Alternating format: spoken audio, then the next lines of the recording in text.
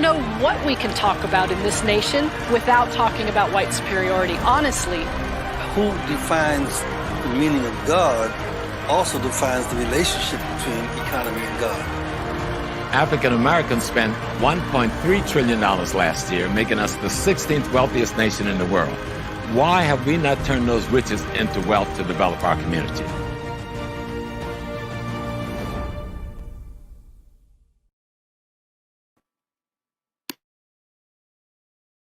Hey, everybody. Happy New Year, or should I say Happy New Year? This is our first live show since the new year. So I just want to say I'm so happy that everyone is here. It's so nice to be back on talking to everybody. And we just have a couple of things we want to go over before we get started, because we have a really good show tonight. So the first thing is our screening. Wait, before we even get to the screening, let's talk about liking, sharing, and subscribing to this video. All right, so we need for you guys to like it.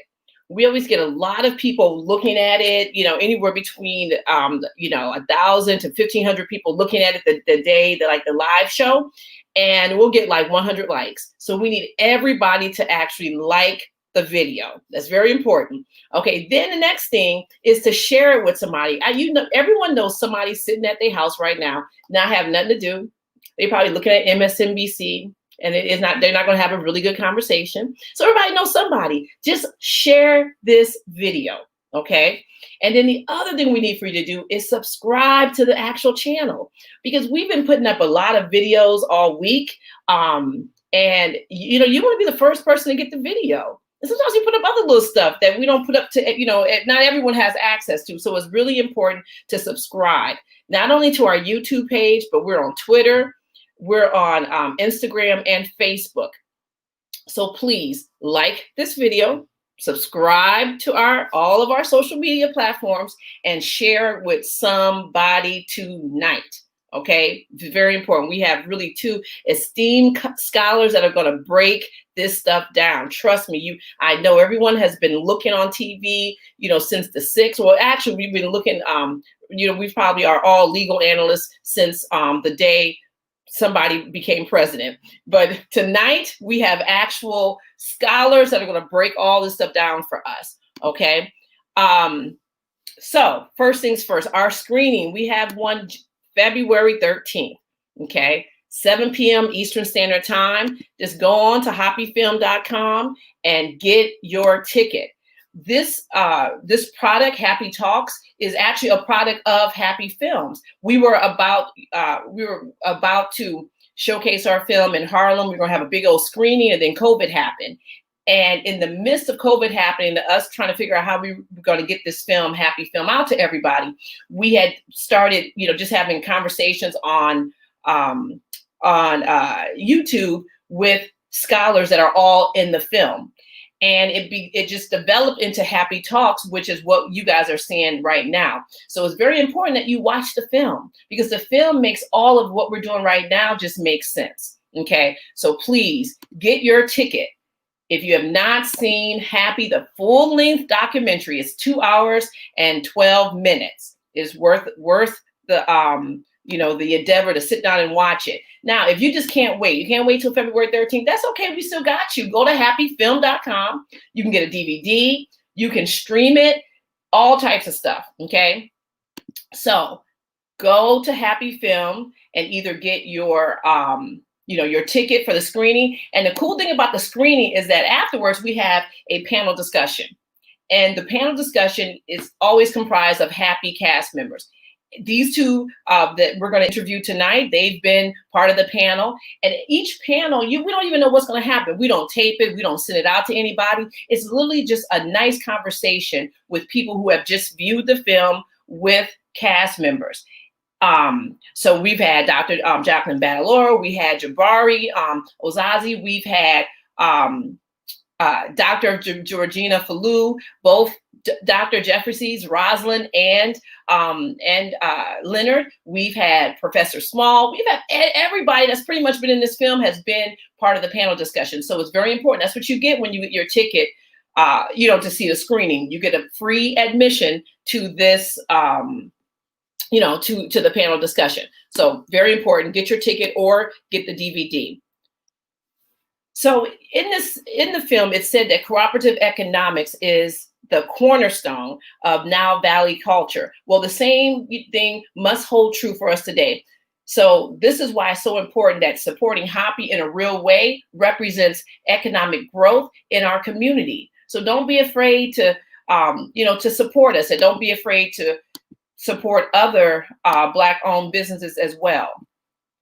And since, if you've already seen it, you already have your DVD copy at home, there's some other things you can do. We actually have merchandise, okay? And that's very important because, you want to kind of rep the brand that if you're supporting. Everybody does it. So we have some new merchandise in our cauldron of nice t-shirts. Today I actually have one on, so I'm really excited about this one.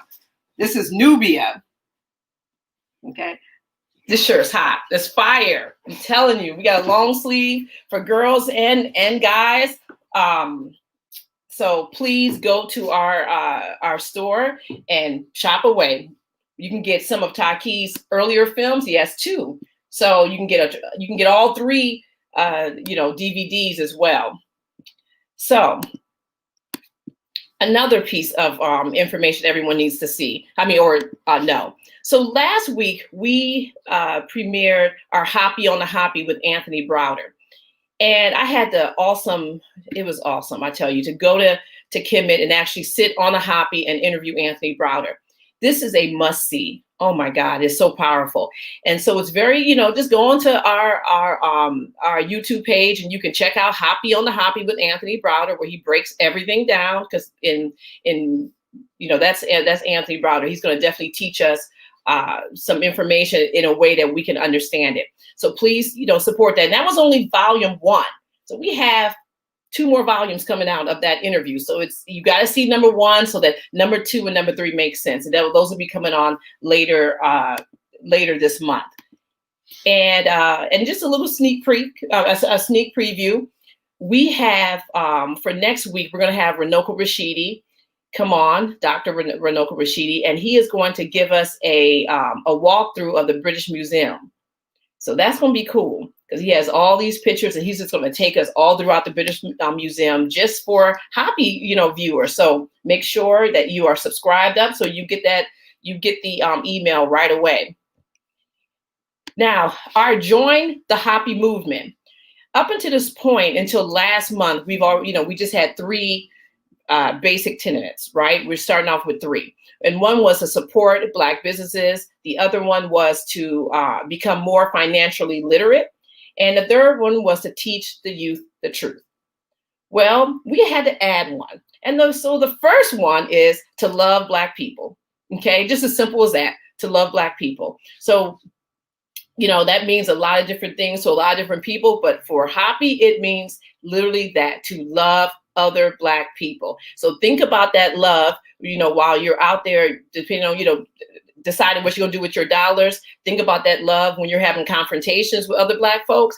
Think about that love when you're just thinking about building. Okay, we want you to think about the love of Black people. Sign up for the newsletter.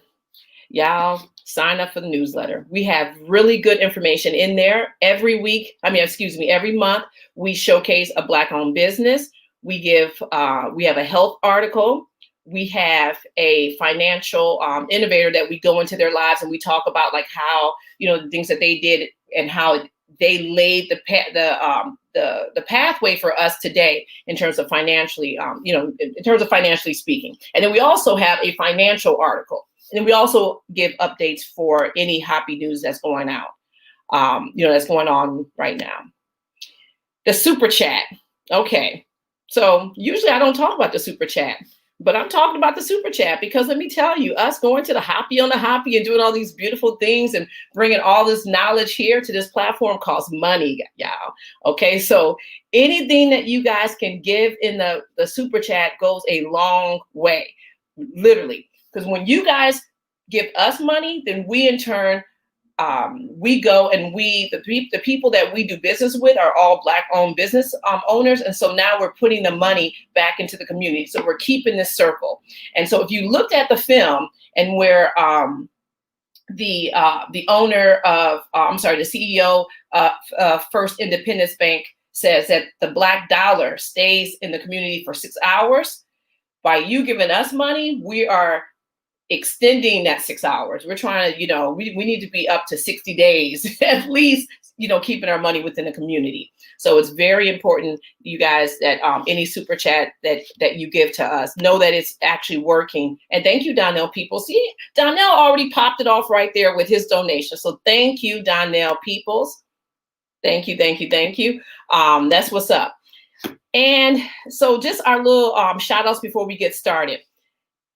Our esteemed elder, and in fact, we have some other esteemed elders that are always tuning in. So first, I want to say hi to John Henry Staples out of Riverview, Florida, and then the Jeffreyses, Dr. Rosalind and Dr. Leonard Jeffries. I know that they are watching over there in Jersey, so we want to say hi to them, and then all of you guys that are always on here. And always in our, liking our pictures and stuff. That's Leo Wright, Stanley Kirk from the D, Thomasina, Saeed from Egypt. And he's actually the travel agency that I went through to get all, our tickets and stuff. We've been working with them for a very long time. Professor Small, I see that he's in the house. And Aboot Shashat. Shashat. Yes, Jabari will tell me the right name, but Aboot. We love Aboot. Aboot actually did she led the panel discussion for the last screening that we had. So we love her. She's part of our little team now. And so just a shout out to everybody up in the chat. So without further ado, okay, I'm going to introduce you to Dr. Jacqueline Battalora and Jabari Osaze. How are you guys doing? Terrific. Thank you. Yay! We are wonderful. We are really wonderful. Yeah, it's so nice to see you. It's like I was telling Dr. Battalora that when all this stuff broke out, the only thing I could keep thinking in my mind was the invention of white people, and that whole term comes from you talking about it on HAPI, the documentary. And so it's really good that we're able to sit down with both of you guys so you can break all this stuff down. So just before we get started, and we just want you to just, give us a brief history or just tell us a little bit about yourselves, okay? And we'll start with you, Dr. Battalora. Great. Hi, everyone. Really so honored to be here and so honored to be part of HAPI. And what can I tell you about myself? I'm a teacher. I teach in sociology and also criminal justice, but mostly sociology. And I teach at St. Xavier University here in Chicago. I'm a former Chicago police officer. And I did that after having a law degree and a PhD, so y'all can, really measure my mental capacity after that. And I'm a parent, I'm a friend, and I'm a white woman who's forever learning about what that means and how not to be. Because when we start talking about whiteness, you'll see, if we don't already, that loving Black people and all other people of color is the opposite of whiteness. It is absolutely the opposite, because from the very moment it was invented, white as a category was asserted to divide those called whites from everybody else, and then to dominate them. So that's my introduction. Okay. Wow, that's a good introduction. Okay, we got to come back to that. Jabari? I have to say that I always thought it was so interesting to have someone who has such esteemed titles behind her name to be a Chicago police officer. So I have her book. So Dr. Battalora is an amazing scholar, but and I knew that she was a police officer. I didn't know she did that after all of those esteemed. We have to sit down at some point and have some coffee someplace at a city, New York or Chicago, because that is fascinating. Look Just to it. en route to explaining myself, I am a historian. I actually attended Cornell University, where I got a degree in Africana Studies. I studied with some of the greats. I was honored to study with some of the greats, Dr. John Henry Clark and Dr. Yosef Ben Jochannan. That's one of the reasons why I went to Cornell. Of course, no one told my young 18-year-old self what emeritus meant. They had already retired. I did not know what emeritus meant. So we had to work to bring them to Cornell regularly so that we could have that relationship with them. So that's part of where my journey began. I am also a scholar in ancient Africa. I've gone to Kemet now 17 times. I've taken, with a group called the African Genesis Institute, over 3,000 people of African descent to Kemet. I'm a Kemetic priest. I'm the co-chief priest and co-founder of the Shrine of Ma'at, based in Harlem.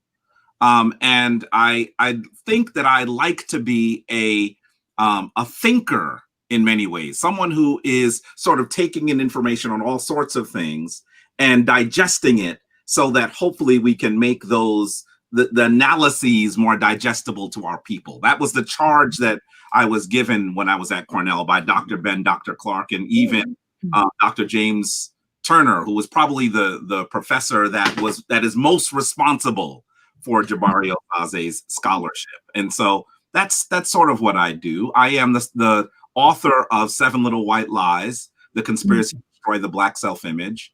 And I think that so much of that book and of our journey has been really well highlighted in some really disturbing ways when we look at the events of the last week. So I'm anxious to talk about this. I was telling this to Taki, I don't often get to talk about politics. It's one of those things. Right, me too. It's a passion for me, but folks usually want me to talk about ancient Africa, and it's something I'm also passionate about. But when we look at the political struggle in the United States, there is no more unique and fruitful study as we have to figure out how we must move forward as a community today.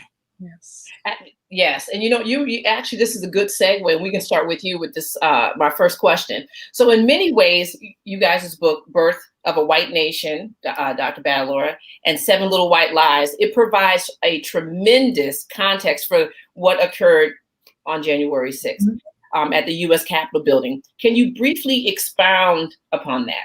And we'll start with you, Jabari. I think that as we look at January 6th, there are some people that may actually call those events, the insurgency, the attack on the United States Capitol, it'll likely be called January 6th from here forward. I think that when people say that, it's similar to how they say 9/11, you know what they're referring to. This event was so seminal in the history of the United States that we will be analyzing it and dissecting it for decades to come. But I would actually think that the events of January 6th are uniquely tied to the events of January 5th.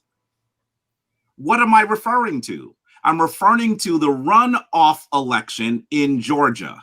When we see that Georgia, primarily through Black voters, elected 2 Democratic senators, this event, this activity, which is absolutely would have been unheard of just a few months ago, gives us a window into why some folks are so angry and why they are attempting once more to disenfranchise, to invalidate the Black vote and the ideas, the aspirations of all people, particularly people of African descent, but all people of color. So I think that is one of the things that we need to do. As we analyze this, let's understand that so many people, one of my really close friends said to me that the events of January 6th were white folks fighting white folks. And I said, oh no, that is not what happened. You must understand that the entire week hinged on the role of African people in the United States. And the activities that occurred, the disturbing activities of January 6th, were really more about Black folks than anyone else. So we weren't necessarily the majority of the people. In fact, we were not very well represented in either place, in the Capitol as legislatures, and certainly not amongst those people who were trying to attack the government of the United States, but it was about us. I will make that case tonight so you'll understand what this means for us. Yes, yes. That's a question I have later for you. Dr. Battalora? First of all, thank you for that. What a tremendous insight to focus the lens of how we make sense of what happened January 6th to be about whiteness, responding in fear and anxiety to Black humanity.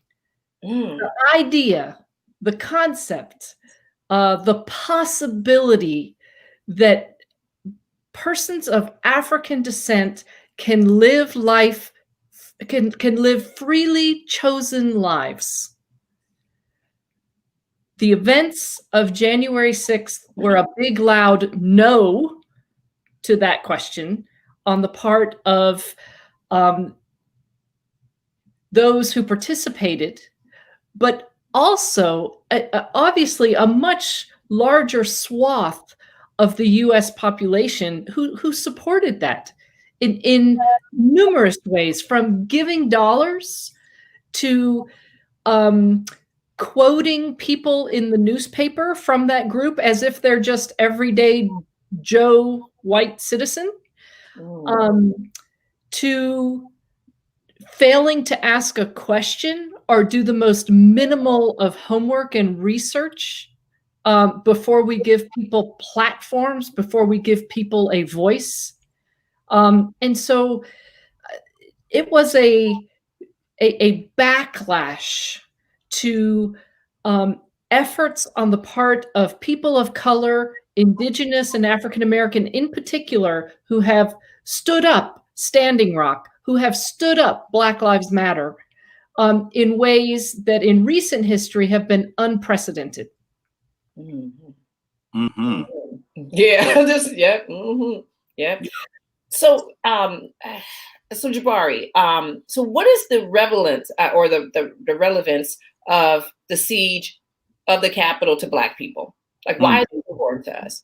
I think one of the ways that we understand what's occurring is most of us understand that this is really about a free and fair election, right? This is about everyone in the United States having the ability to choose who should represent them, to choose how their tax dollars should be sent, to choose how policy should impact their lives and their communities. That is really what this is about. Yes. And in many ways, what we will continue to see is conservatives, folks on the Republican right. In fact, it's almost redundant to say Republican right, because virtually all of the moderate Republicans have either been kicked out or completely silenced. So we're really talking about folks on the right of this United States political polity. When you look at them, they are essentially saying that the votes in certain states should disappear. And you'll hear them mention 3 states more than others.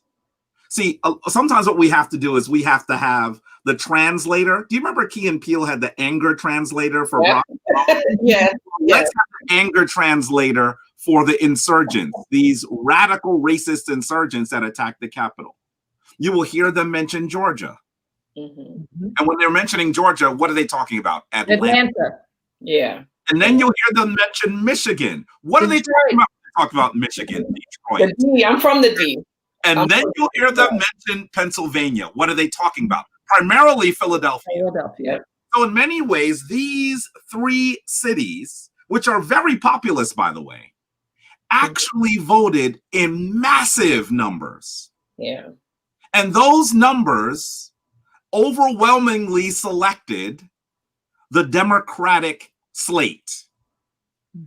And because we were in a pandemic, of course, you know that the Democratic Party was saying to folks, well, listen, vote early by mail, or even, well, vote early by mail, or even do your ballot, fill out your ballot, and then turn it in. The thing that's interesting about this is those votes were actually tallied before the day. We have to think about this for a second. Mm. When you listen to number 45, Donald Trump, he makes it seem like those votes were like votes that came out of nowhere and they were late votes or something. These votes technically were early votes. They're voted before the people on the day. They simply were counted in many places after those people who voted on the day, on election day. Yeah. So for some people who don't understand or choose not to understand, they make it seem like this aberration occurred.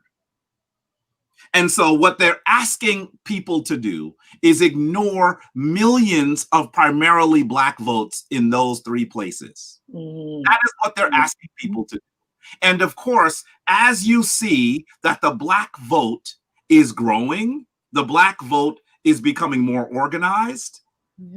When you look at a place like Georgia, one of the centers of the Confederacy, a place where the Black vote has been in question, has been challenged for decades, you actually see that the work primarily of Black women has allowed more Black voters to be registered. And when more Black folks have a chance to speak, some of those states that we think of as conservative, as ruby red, they change drastically. They change drastically. We'll talk more about that tonight. But so that is what they're attempting to do, to invalidate millions of Black votes. And if you think, every now and then when I'm talking in places, I get some folks that say, where's your proof, Jabari? Because they know that Jabari says that you gotta have some evidence to have an opinion, right? I want you to understand that none of the folks involved actually say out loud to television cameras, we're talking about Black people. Yeah. There's code used. Well, I want you to recognize that Ted Cruz, one of the president's most staunch defenders, Senator Ted Cruz from Texas, literally said that what we should be looking at as a blueprint, he says, the Compromise of 1877. Well, most people don't know what that is. They have no clue what that is. Like, man, you're talking about something 1877? Why is he doing that? It is a dog whistle. He is actually saying, let's ignore Black votes so that we can put in place someone who is friendly, someone who is part of the conservative movement. In the Compromise of 1877, often called the Hayes-Tilden Compromise, we actually see that the Democrats and Republicans made an agreement in order for the Republicans, who were the party of Black folk at the time, by the way, to come into power. But that president actually agreed to remove the troops from the South. And in doing that, we see an unprecedented era of domestic terror against Black people. That is what he is referencing when he says, why don't we look at a template of the Compromise of 1877? And so you should know that if you know what you're listening to, they will explain their operating plan. And so this is why we should understand exactly what's going on historically in order to understand what is happening today. Yes. So just because they're not saying Black people, they're still, it's a lot of what happened on the 6th that we need to be aware of, right. You know, and not like try to distance ourselves, you know. From it. Yeah. So Dr. Battalora, what is so how is the siege of the U.S. Capitol building connected to the invention of white people? Well, it's just a really graphic and most recent example of the core of what whiteness is, which is two things. When you understand the history of the invention of white people in law, and let me just give a short, brief explanation of that. In the English colonies of North America, from 1600 until the very end of that century, persons of African descent and persons of European descent who worked on the same plantation were treated the same. And it was not at all uncommon for there to be free people of African descent. And in fact, free men whether they were from Africa or from England, had the same rights as a matter of law. Okay, so a world that we actually, to this day in 2021, have to imagine. We still, in 2021, have to imagine what that sort of social context might be like. Okay, so, and everything wasn't equal. Persons of African descent were claimed as enslaved, and some property owners treated that for life. Others didn't. Others treated persons of African descent, even if claimed as enslaved, more like indentured servants who were then freed after a period of time.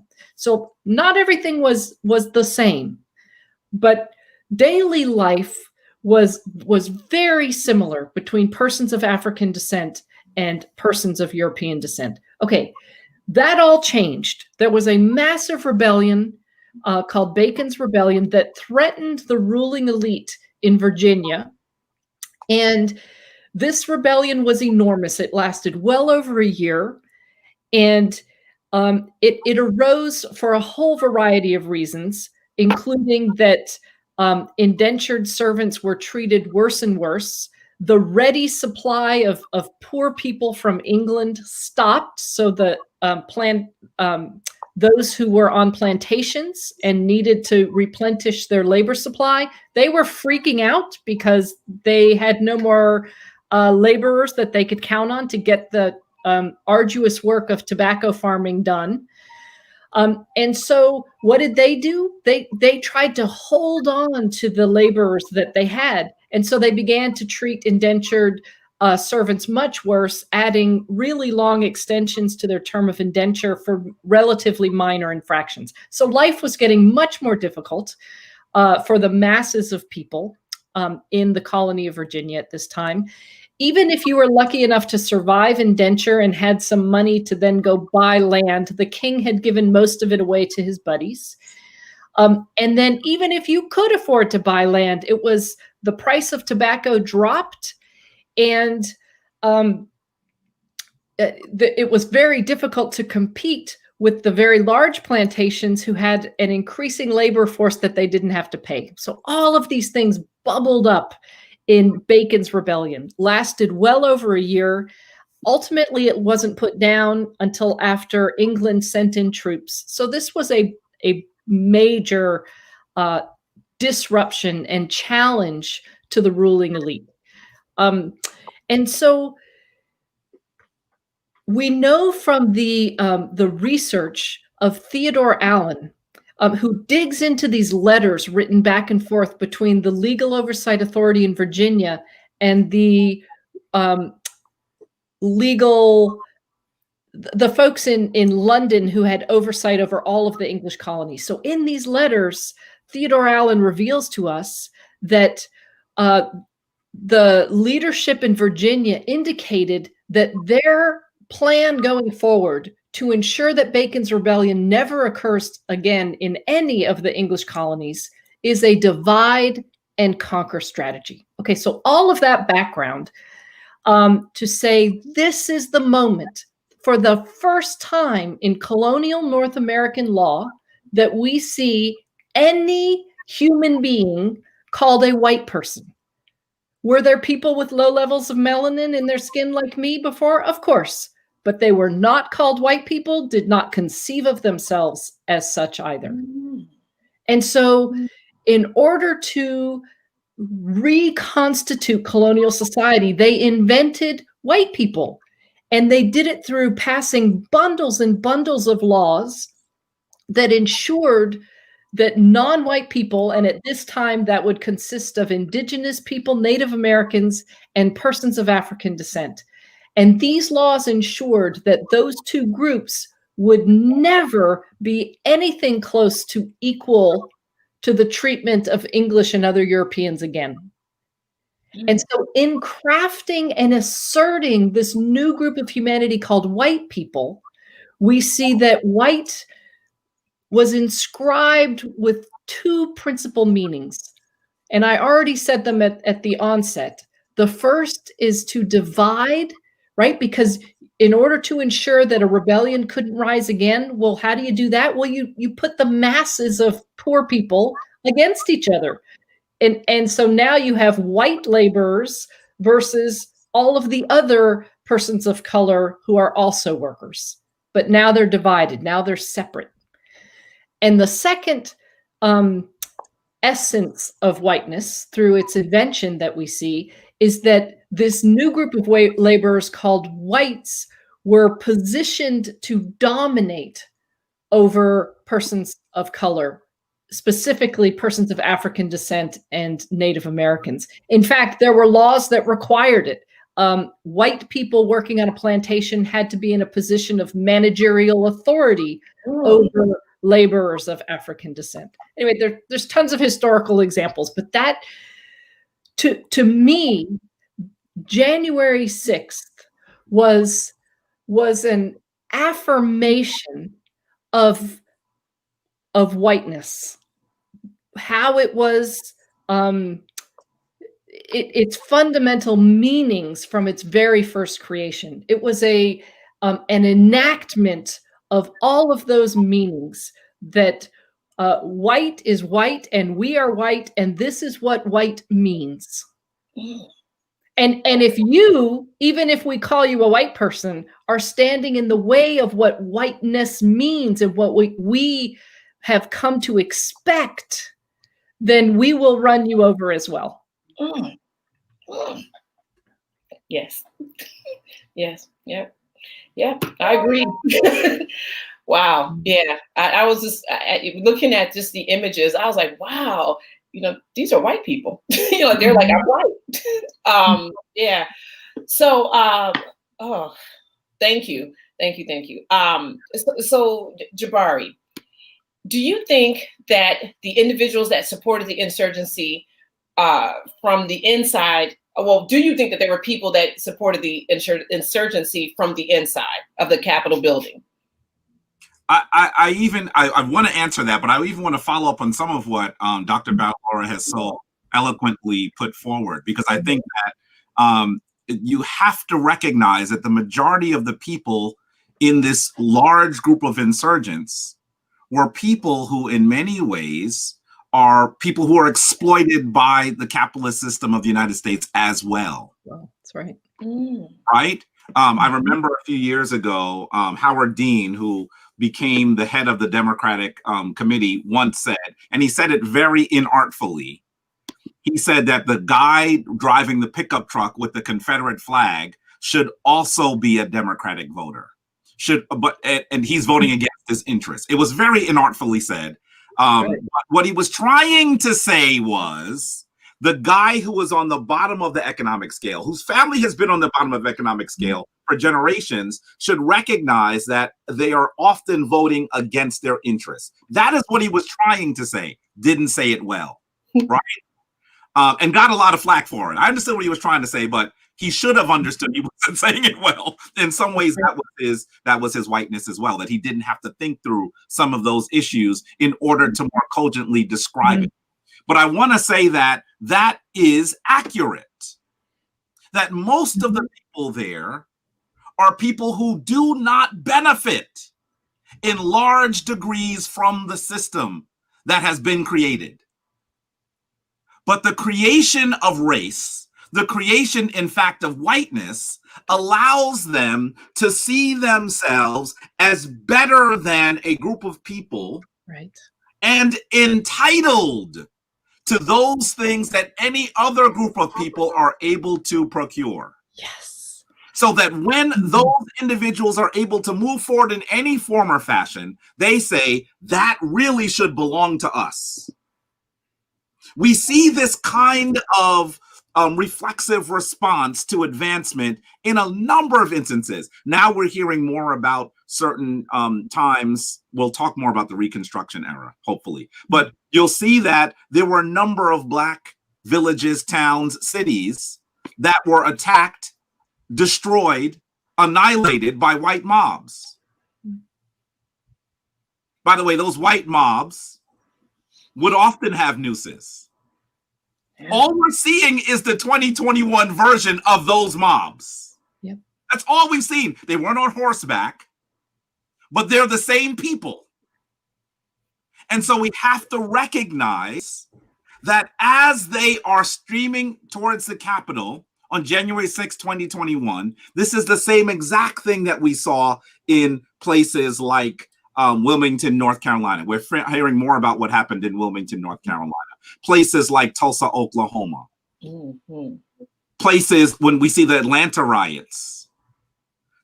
All of these times in history will actually be instructive for us as we try to understand what happened last week. Because in many ways, we're seeing the same sorts of sensibilities, if you can call them that. We're seeing the same sort of response to perceived advancement, if you can call it that. And we're seeing the same response to people who believed that Black folks should be disenfranchised. The Wilmington massacre that occurred in Wilmington, North Carolina. I guarantee you, I'm going to try to talk about this one because it's not one of the ones that people are familiar with. But as we look at it, one of the things that group was doing before they decided to kick Black folk wholesale out of the city of Wilmington is they would start a fire in one part of a state house. And when all those folks, interracial folks, by the way, went to go deal with the fire, they would run in the back door and stuff ballots into the ballot box. This is once again about Black people having the right to decide how they should live. Yes. So we see disenfranchisement, just as we see those mobs. And that's the same thing that we see last week. And so I really think that analyzing the Bacon's Rebellion, really important, 1676, I believe. When we look at that rebellion and we look at the creation of whiteness, we're going to see that theme that was so successfully placed into the psyche of the United States. In fact, the psyche of the West. Yeah. We are still seeing reverberations of that over 300 years later. Absolutely. And you're going to actually look at that part. You're going to look at what happens when the entire system of laws is created. You're going to look at what happens during enslavement, after enslavement, when Black folk are actually able to speak for themselves in some form or fashion during what's called the Reconstruction era. And then you're going to see the response of white mobs to quell the ability for Black folks to speak for themselves. These people that attacked the Capitol on January 6th are the same people that attacked, and I say the same people symbolically, they're the same people that attacked Wilmington, that attacked Tulsa. Yeah. The same people that were in many ways, the White Citizens Council, the KKK, all of those people the same. We're now hearing, for example, that many of the folks in that crowd, when they saw Black officers at the Capitol, use the N-word excessively. We're going to hear so much more about what happened on the event with the events of last Wednesday on January 6th. That report just came out yesterday. Yeah. Yeah. There's so many things. I was watching it real time, right? And I know that. I was telling Taki this. I didn't sleep Wednesday and barely Thursday. I was just between the channels and taking in as much information as possible. Yeah, I was on Twitter. I was looking at, because Twitter to me had like more real-time accounting of things versus what NBC and CNN was trying to feed us. And I was like, but Twitter was just people on the ground tweeting stuff. And I was like, what? Well, most of what MSNBC and CNN were doing is they were showing you images outside. They couldn't get inside with their camera. Yeah. So the images outside were amazing. Yeah. It isn't until later that we look at Twitter, that we look at some of the right-wing sources, because these people who scaled the Capitol and were looking to capture people, to kill people, to defile the Capitol, they were streaming. They were live streaming, which is so bizarre, because in many ways, their own streams are what will arrest them. Many of them are being arrested now based on what they filmed. It's like, you filmed this, did you not? So that part is really interesting. So much of what was happening that made it to Twitter really was views from the inside. And if we were looking, and I doubt that anyone in this room was looking at what was going on in the right wing part of this. You probably weren't looking at Parler. You probably weren't looking at all of those sources that have now been popular amongst these groups. You would even see more, because now those videos are being combed through and we're getting pieces of it and pieces of it. To actually see, and this was the first hint, to actually see a lone Black officer try to beat back a mob. That image was there very early. Yeah. And now we have more and better even understanding of what he was doing. There's a point when he runs up the stairs and he looks to his left, and then he pushes the first person in the front and runs to his right. This courageous officer recognized that the door to where the legislators still were was unguarded. And so he put his life on the line, deciding that he would distract this mob who had breached the Capitol. That's the reason why he pushes the first guy and then runs. He's saying, if you go this way, we're in trouble. Because I can't defend all of those. I'm one officer. I cannot defend the entrance to the floor. So he looks and notices it's unguarded. He pushes the first guy and he runs in the other direction. But now that we understand what was happening, this is masterful. Now, as I've spoken very long, I'm going to give you a short answer to the question you actually wanted me to answer. Yeah, is it an inside job? Is it an inside job? Yeah. I think that what we have to recognize is that we saw at least 3 Congress people speaking to the mob. One of those Congress people actually was one of the organizers of the entire event. We saw Donald Trump pitch the event for weeks, telling people, hey, come down on January 6th. It's going to be wild. He didn't say we're going to actually have an incredible rally. He said it's going to be wild. And we now are hearing some very interesting things. Maybe a day or two after the entire event, we've seen that at least 2 officers have been fired and charged because they were really cozy with those folks that came in. One of them grabbed a MAGA hat and was showing people around. The other one was taking selfies. Yes, I think lots of images of officers removing the barricades so that folks could come in. Yeah. And we are now hearing Mikey Sherrill out of New Jersey, I think she's out of New Jersey, is now actually, she's one of the Congress people, actually is saying that many of the other Congress people realize that even though the tours were supposed to be greatly limited in the Capitol, that at least 1 or 2 Congress people were giving tours to people that would come back to breach the Capitol the next day. Yeah. And so the question is, was it an inside job? We have to say yes. Yes. We have to say yes. Now, that doesn't mean that everyone that breached the Capitol had marching orders and knew exactly where to go, but we should know that some must have known exactly where to go. We also hear Representative Clyburn say that because he is the majority whip of the House of Representatives, he has 2 offices. He has one that's right off of the floor where they do their business, because he has to whip the vote. Whipping the vote means that he's talking to people about how they're going to vote and trying to convince people on his own side of the aisle, the Democrats, to vote in a particular way. That's what the whip does, right? So he has to be right off of where the vote occurs. He has an office there. All of the images we saw are people running through Statuary Hall. That's where his office was. That was untouched. Yet his primary office, where his staff was, where he does most of his work, on the 3rd floor, that one was the one they attacked. Now, I will tell you that people who have visited his office on the 3rd floor, people who have gone to the Capitol with the intention to go to his office to speak to him and his staff, can't find that office. They can't find it. So how did these insurgents find that office so quickly?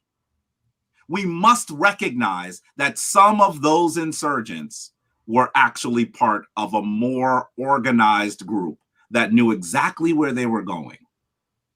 And they had literally planned, as we're hearing now today, to either capture or kill certain representatives. Mhm. Yeah. That's right.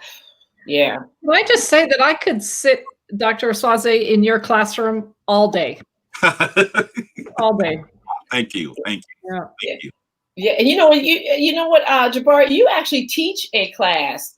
I do. I teach several A classes. history class. Yeah. I teach a class called The Sable Struggle, the history of the African American, and it's online. I just finished it. It's a college level class. It's similar to the classes I took at Africana Studies at Cornell. So this stuff, so much of what we've been talking about is really informed by the history. Absolutely. And so when I hear folks who have studied the history, like Dr. Battalora, and analyzed it in a way that is digestible for folks today, it is powerful, because so many of these events we either learned about and did not understand their context. So all we got was dates. And we said, oh, I got to memorize the dates for the exam. We had no idea why those dates were important. And in many of these dates, I'm positive I learned about Bacon's Rebellion as a child. But no one told me, well, why is Bacon's Rebellion important? Right? How does Bacon's Rebellion and other activities that occur really in the 1600s impact what we see today? Right. Yeah. And so it is of critical importance for us to study these dates. There are probably between 5 and 10 dates that everyone in the room should study. They will give you the blueprint for white, racist, neo-colonialist mobs. They'll give you the blueprint. You'll know exactly what they're going to do next if you study those things. And because Americans have so little understanding of history, we just misunderstand everything. That's right. Completely. Now, I'm going to tell you that there's some people who seem like buffoons that are not. I mentioned Ted Cruz. Right. For Ted Cruz on the floor of the House to mention that we should be looking at the Compromise of 1877. This is a person who knew what he was trying to do. I know when I heard it, I must have rewound it. By the way, my DVR wasn't working that day. You should have seen me. I was like, why won't you rewind? When I heard it, I said, they're really telling you what they plan to do. Most people have no idea what that means. It just flies over your head. The Democrats and Republicans made a deal. They made a deal to literally sell out Black people. That's what he was asking his colleagues on the other side of the aisle to do. He was saying, look, let's get together and share power and get rid of the Black folk. That's what he was saying. And we have to understand that if we have a better acuity with the history of the United States, we will understand exactly what's happening. We will understand exactly what's happening. Yeah. Yeah, absolutely. Absolutely. Okay. Dr. Battalora,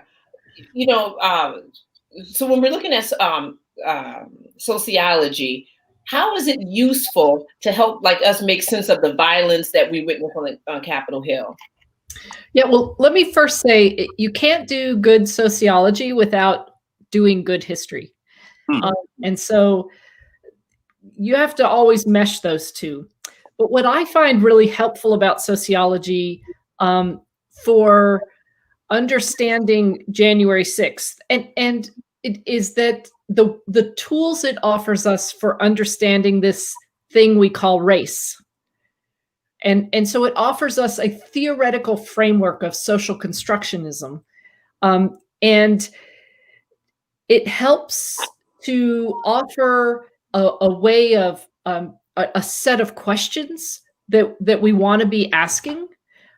It helps us to position ourselves relative to particular social events or even experiences in such a way that we're not presuming they are natural or inevitable. Sociology teaches us to question the everyday. Don't take for granted that everything around you is just the air. Question it, problematize it, objectify it, make it a thing to be analyzed and taken apart. And so that's why I got into studying whiteness, right? Because not only in my experience as an American citizen was it just normalized as it wasn't white at all. It was just American. It was just the way it is. And so sociology was a tool that helped me to take this thing that was not even given a label early in my academic career, and see it as a something that the label attached to me from the moment of my birth was a something that I needed to look at, that I needed to understand. And so for me, sociology is really helpful in those ways. And so when we use those sociological tools to then bring those concepts and frameworks to think about the events of January 6th, so many things arise. One of which is that the value of believing oneself superior is so great that so many getting back to the comics that we started with, the Howard Dean inarticulated or articulated poorly statements, that what we can see in our politics of at least the last 30 years is that the value of feeling superior held by so many white people is so great that we will vote in policymakers whose policies will harm us economically, will harm us in terms of healthcare, will harm us in terms of the environment that we live in and raise our children in. But we're willing to suffer all of those harms for the gain to hold on to superiority. Mm-hmm. Wow. I mean, wow. That is extraordinary. And so that is the value given to white people right after Bacon's Rebellion. When you were made white, that's what you got, is the belief in your superiority. And so how is that? No, go ahead. I'm sorry. Well, I just was bringing it back to January 6th to say, and so here we see people fighting to hold on to that January 6th. Why? Because there is this growing perceived threat to their superiority, right? We have this audacious Black woman in Georgia who brought people to the polls in ways never seen before. Mm-hmm. Right? We have an organization that has elements and is represented around the globe called Black Lives Matter. We have seen groups of white people participate in Black Lives Matter demonstrations in numbers unprecedented, right? So the wave, the growing wave is being experienced and posing a tremendous threat to those people whose essence of themselves is their identity as white and the meaning of that as pure superiority. Yeah, I was just you actually kind of answered it. I wanted you to just talk about like what occurred, how is what occurred connected to whiteness?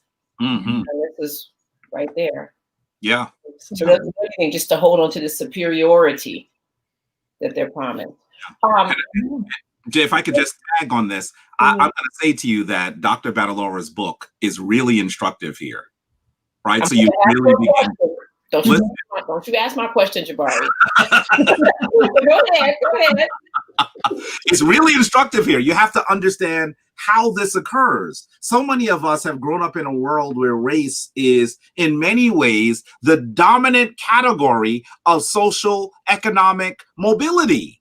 Right. The dominant category that was created. It was not like that. In fact, when you look at some of the descriptions of these people who are still kidnapped, these early African indentured servants, some of the powerful white planters said, they're so much better than the Irish. They're more civilized. The Irish are animals. Those are the comments they were making because they were in conflict with the Irish, right? And as you look at this, after things shift dramatically, now you see whiteness become the dominant means of understanding how people actually should be seen in Western society. So you have to get Dr. Battalora's book on this. And there's another book, Jonathan Metzl's Dying of Whiteness. Yes, absolutely. It actually speaks directly to how people continue to vote against their own interest.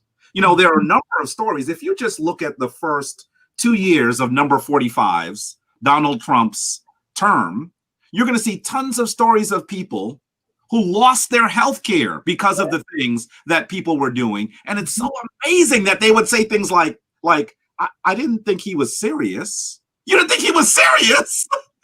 Every rally, he said he was going to dismantle Obamacare, Right. Affordable Care Act. What were you listening to? And so the thing that we have to understand is, because if you've had the misfortune to listen to number 45 at a rally, see, we often, if you're not listening, you see the highlights, right?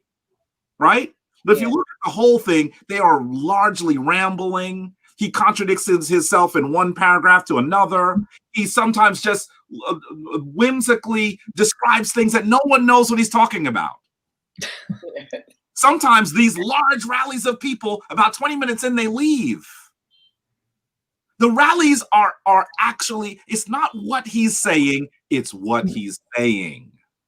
Yeah. Yes. If you actually are looking at the transcript, most of it doesn't make any sense. But they recognize that he is saying, I'm going to be a warrior for you. For superiority. Make America great again. By the way, which he didn't even create that. I think one of the first politicians to use that was probably Ronald Reagan. Mm-hmm. Was also using racial dog whistles, by the way. Absolutely. But when he says make America great again, of course, everyone that is either a person that cares about people in general, has any historic understanding, or as a person of color says, wait a minute, what period is he referring to, right? And the further back you go, the clearer it becomes who he's talking about and whose lives should be under control, who should not be able to decide what happens in their communities. And so that's part of what we're seeing here. And I think that if you read those two books, you will understand the blueprint. Why is that necessary? Because as you are operating in a manner in which you are trying to recognize, trying to obtain resources for your family and for your communities, if you understand the other side's playbook, now you can actually circumvent it. Yeah. Now, Dr. Battalora mentioned, she was going to mention the name of Stacey Abrams. Yes. This person did amazing things in Georgia. You know, sometimes people don't really know what she did. What she did is she went back to history and started to study, how do you organize people? Who are the people who actually aren't voting? Why? How did they get disenfranchised? Why are they afraid to? Some of them were afraid. Yeah. You want me to register? You're gonna get me in trouble because there's a history of for good reason. Folks who wanted to vote. Yeah. She looked at Georgia and she said that essentially Republicans were winning statewide races by about 200,000 votes. But right off the bat, she said there are about 700,000 people who should be actually voting that are not, and about 600,000 of them are Black. So she made a 10-year plan. We're going to just keep registering and registering. That's what she did. Yeah. If you hadn't paid attention to what has happened underneath the very, very schooled tutelage of about 5 or 6 Black women in Georgia, primarily Stacey Abrams is the avatar, but there were others as well. For sure. if you look at what they did, and if you ignore it, you would say, what do you mean that Donald Trump lost Georgia? That's not supposed to happen. It's ruby red. What do you mean that just a few weeks later, both senators, now some of you who still fell asleep during the civics class because it was boring as hell, and yes, I know it was boring. I know it was boring. Might not realize that every state has just 2 senators. You mean both of the senators of a ruby red state are progressive politicians? One of them, the first Black person to be elected to Senate from Georgia, Raphael Warnock? Yep, from Morehouse. It's not supposed to happen. Yeah. It happened because of the 10-year plan of Black women who are, listen, I'm going to say to you, Black women are flexing political muscle in a manner that we have not seen in decades. There is no group that is doing more than Black women. I wish Black men would just wake up and stop getting involved in some crazy stuff. The reality is that Black women have a mission. Look at what they did in Georgia. They have a mission. They made a plan and they worked the plan. Yeah. It's just like that. They just worked the plan. But wait, hold on one second, Jordan, because Dr. Battalora has to actually leave in a couple of minutes. So I just want to ask her, we're going to ask you 2 more questions, Battalora. All right. Yeah.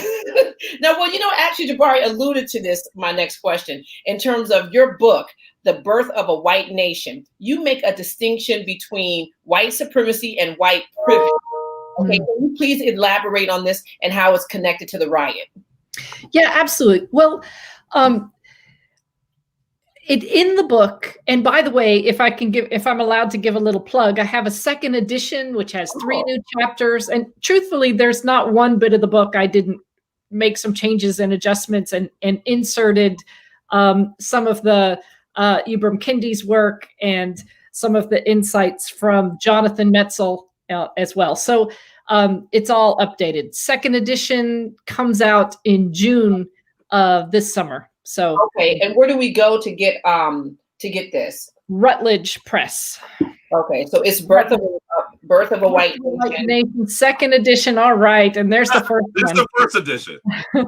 Yeah, I'll have it on my webpage, jbattalora.com, and then Routledge will be having those available. So one of the things that I was very intentional about in the book is that I use the language of white supremacy, white superiority. And I know that especially when I first wrote that book, the white people in particular preferred to talk about white privilege.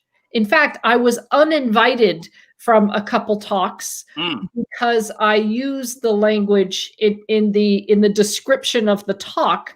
It referenced white superiority, everyday white superiority for that matter. And so people are much more comfortable with the language of white privilege. And that some people are, even that is too outrageous. But I think it's really important for us to acknowledge and to name the fact that white privilege only exists. It's only a thing because of white supremacy. You don't have white privilege without white supremacy. So for me, it was about being very honest about what's happening and the structures at play that are conferring that advantage. And so for me, that level of clarity in naming white superiority helps us to see in this group from January 6th that engaged in a siege on the Capitol, that that is what they're fighting for, right? It's not white privilege, it's white supremacy. It is, you know what, look, one of the very first laws that was passed when white people were asserted as a group of humanity in colonial North America was a law that prohibited persons of African descent from testifying against this entirely new group of humanity called white people, right? So this law is so important because think about what that law did. Think about what these people who yesterday were English and Irish and Dutch and now find themselves called white people. What did it mean to be white? Well, what did that law teach them? The law taught them that you are superior to people of African descent and that you can do whatever you want to them without fear of somebody testifying against you who's of African descent. And so, but wait, there's an even more troubling piece of information that we need to pull from just that one law. And it is this: the law that made it illegal for persons of African descent to testify against this new group called white people. Not only did white people learn that they can treat people of African descent however the hell they please, but that law also revealed that the law is aligned with white people and white interests. And so, do you see that? The law itself reflects the interests and perspectives of white people. And that's what those people were fighting for on January 6th. They were fighting for the norms of US culture and society that are built into the structures, our legal system, our education, our politics, our lending, you name it. They are steeped in the presumption of white superiority. And that's what they're fighting for. Okay, one little last question, and you're going to go. In your experience as a Chicago police officer, what were your thoughts on the law enforcement involvement in the events that happened at the Capitol? Well, you know what? I think it's already been addressed really well as to whether it's in part an inside job. But I guess what I would like to add to that is something that I certainly experienced when becoming a Chicago police officer. So there's a very long process of becoming a police officer. There's exams and physicals and psychological testing. And through that entire process, there's tremendous effort put in on the part of the Chicago Police Department to make sure they're weeding out potential gang members, right? So there's lots of questions and intentionality in the questions asked, the background pursued, to make sure they're not bringing in gang members, right? For good reason. And it is troubling to me that there was nothing that would question and try to grab and weed out white supremacists who want to be Chicago police officers. And anyway, so I think, you know, we saw people who were in law enforcement on January 6th, who were happy to take a MAGA hat, who are easily aligned with that group, because that group is drawn to law enforcement, which is one problem in and of itself. But the deeper part of that problem is that law enforcement wants them. They bring them in, they accept them, they hug them, they reward them. And that is my sign that my company has arrived. All right. I loved being with you two. Thank you. What a fun way to spend a Friday evening. Thank you so much, Dr. Battalora. Thank you for coming. Thank you. Now, I'm going to say to you before you leave, I want a signed copy of the second edition. So. Hey, with that cup of coffee when we absolutely. Yep. When it comes out, you got to come back. All right. See you later. Bye-bye. If I could just add just a smidgen to what she just said. Jabari, listen, you talk about a smidgen, a little bit. No, these are like which I appreciate, but you don't have to preface it by a smidgen. Okay. Yes, add to that, brother. Let me say that I really want you, as we talk about the police, I'm showing a side here, a screen here. Yeah, I want you to know that one of the things that happened shortly after the event is the Chicago Police Union leader actually said, well, what did they really do wrong? Okay, so they went into the Capitol, they didn't do much. And so when that kind of thing happens, you should recognize that exactly what Dr. Battalora was referring to happens even in that city she's referring to. And I think that it's also extremely instructive to recognize that as we look at some of the videos of folks inside the Capitol, you're going to hear them say, why are you fighting with us? Join us. Join us. You're one of us, to the police that were there. Yeah. We were the ones that have your back. Yeah. So they were actually saying, we're expecting you to actually join, to follow the program. We want you to do the same thing that happens in Alabama when the police tell the white mob, hey, this is where those the uppity Negro and the two white people who are trying to register a vote are. You can go and take them and hang them. They're expecting that law enforcement, in this instance, the Capitol Police, would be complicit, and some were. Yeah.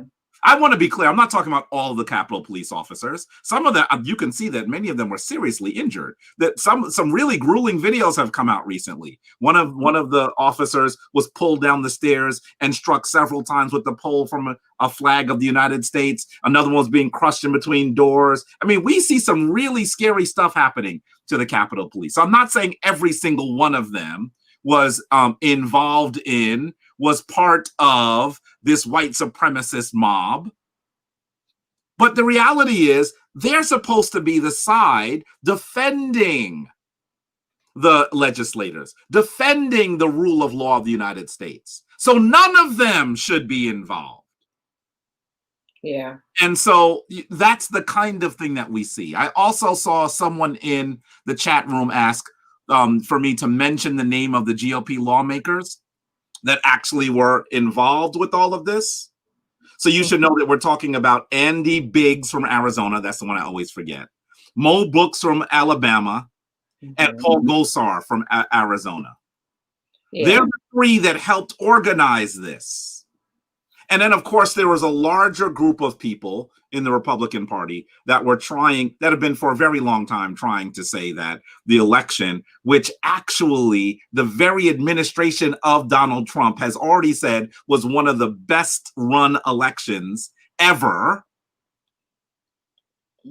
His administration has said that.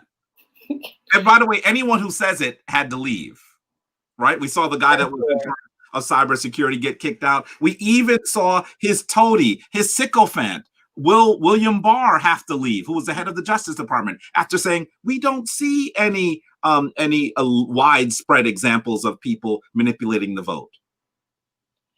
So there's a larger group of Republican elected officials who have been also complicit in this. Those three were ones that probably had played an even larger role, but there's a larger group as well. Yeah. Okay, wait, I got a couple more questions, so we can't go any place, Jabari. Yeah. But just a little housekeeping, guys. We see a lot of people that are watching this right now. Please like this video. Just stop right now, put your little drink down, or, look, there ain't no judgments over here. Just for a second, like this button. Like this video, share it with somebody. Okay, because somebody is sitting around not, doing anything. Just share this video with them, and subscribe to our channel on YouTube, and also subscribe to our other platforms, Twitter, Instagram, and Facebook. It's all hapifilm. And you can go and subscribe to Jabari's page, the Shrine of Ma'at. That's the one for on Facebook. You go ahead and tell us. Yeah. You can also, my pages, Shrine of Ma'at on Facebook. You can also subscribe to the Shrine of Ma'at YouTube channel. You'll even see my YouTube channel, Jabari Osaze, where there's a lot more that's going to be occurring. You can go to the Center for the Restoration of Ma'at on Facebook and also on YouTube. We have a number of platforms which you're going to see us in. And you're going to hear more about some of the things that we're doing. Like, for example, we're going to be taking a large group of people to Kemet, to Egypt this year. Hopefully you join. Everybody, I was telling somebody, they were talking about, I got to get my money right. I'm like, listen, there is 4 major groups going to Kemet this year. We have Shrine of Ma'at, Runoko Rashidi, Anthony Browder, and we're going. So it's like, yo, money got to get right and go along with any of these groups. There's enough people, enough time frames for all of us to go. This is right. That's right. And you should understand that we're all working together. We all know each other. I mean, Runoko Rashidi. I mean, if you look at the back of my book, you'll see that Runoko Rashidi and Anthony Browder both wrote blurbs in my book. I know them very well. I traveled with them. You know, Taki and I have been brothers for a very long time. So, you know, we're all working together. Yes.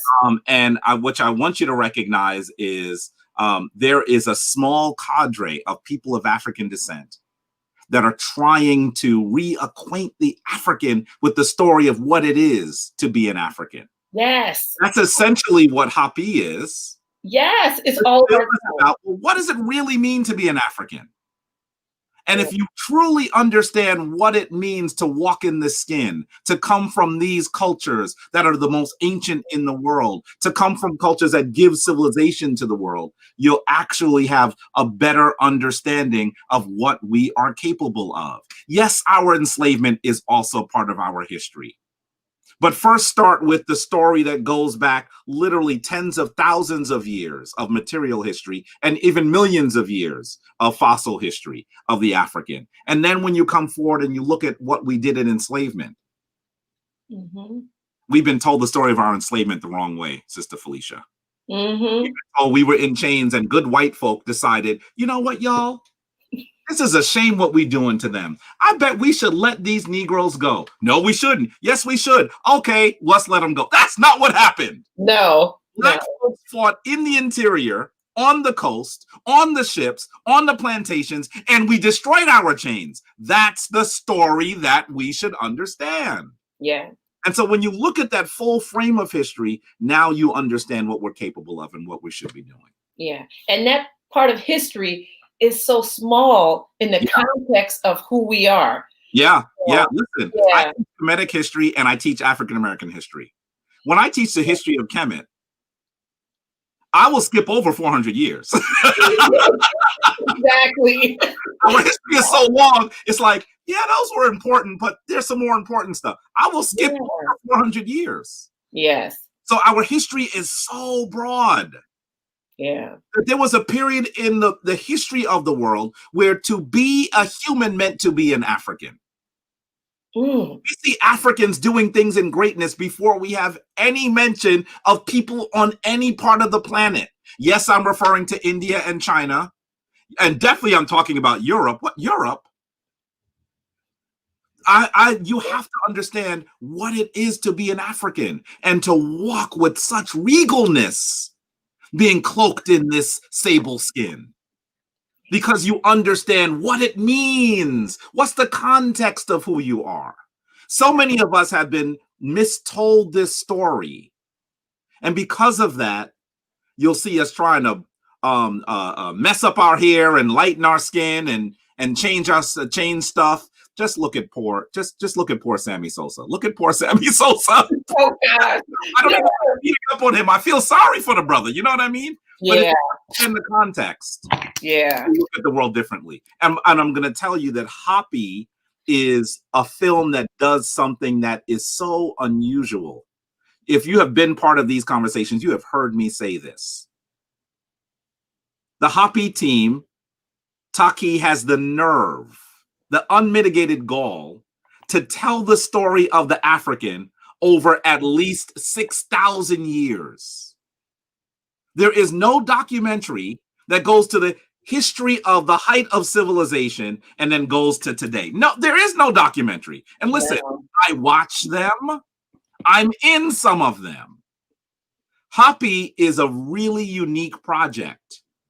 And so you really do have to get on board. It is not just a film, it is a movement. It is a movement. It's a movement. Yes. Yes. You know what I put up? You were talking. I was like, yes. And I saw Nora said that. I was like, let me put that up there right now. Yeah. So going back to what we've been discussing. Yes.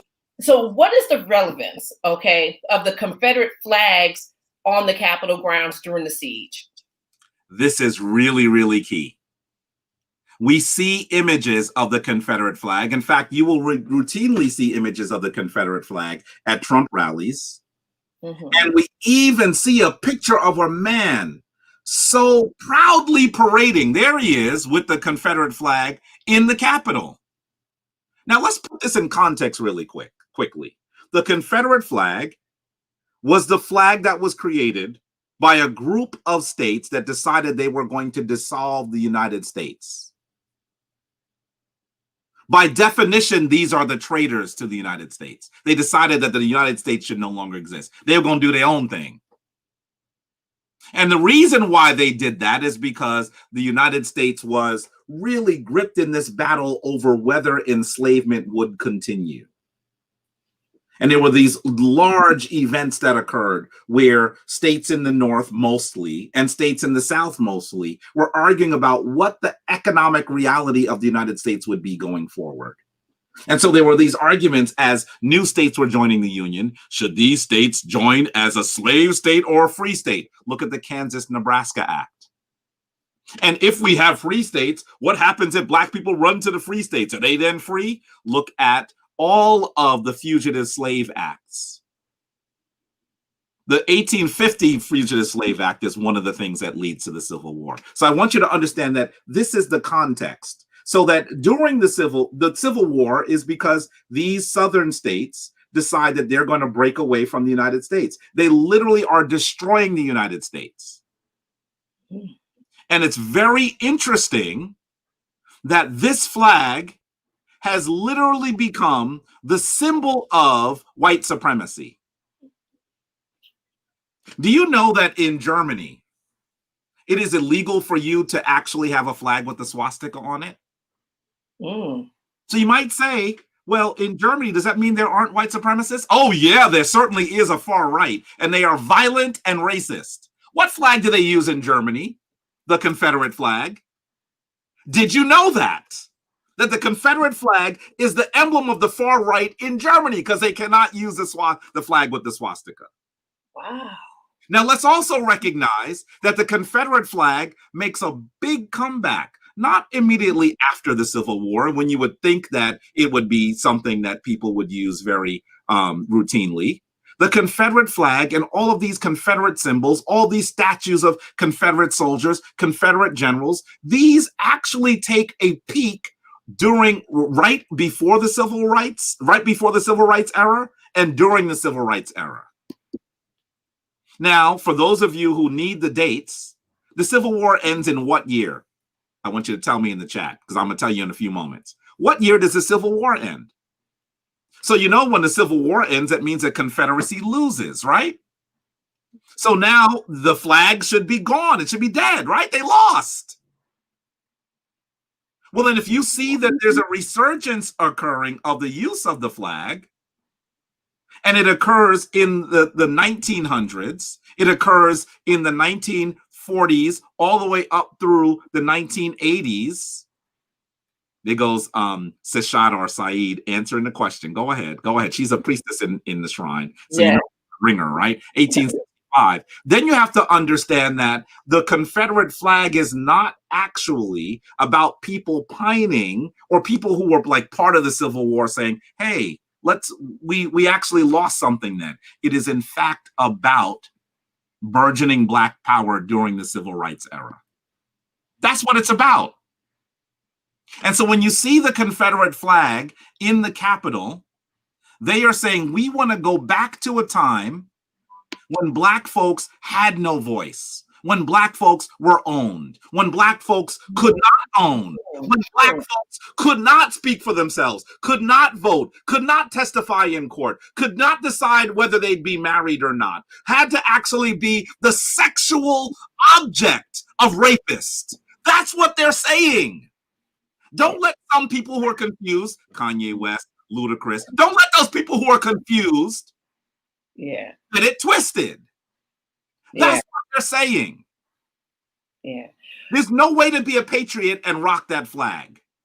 Yeah, absolutely. Absolutely. Yeah.